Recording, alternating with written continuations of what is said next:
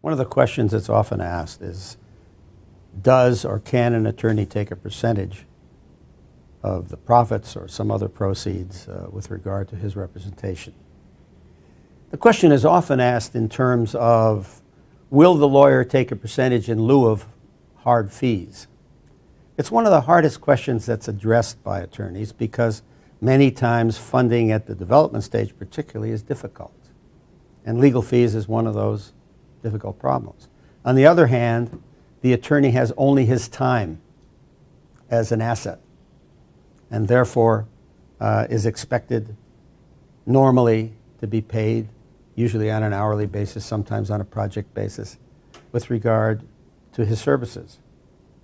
There are cases, however, in the industry where, for example, a well-experienced showrunner, for example, in the television business, has been the showrunner or the executive producer and showrunner for 7 or 8 series over the last 10 years, so that there's been an annual productivity which justifies usually a 5% arrangement under circumstances where there's almost an absolute certainty that there will be proceeds out of which to take a percentage.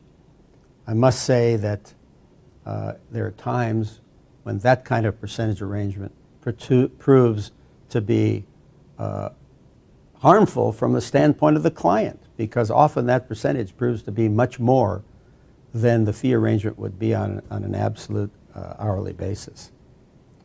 And by the way, I must say that there are special arrangements. For example, it's not uncommon with regard to production legal work beyond the development work to provide a certain percentage of the budget of the picture with some minimum usually, because a lower budget picture involves a lot of the same work that a higher budget picture does.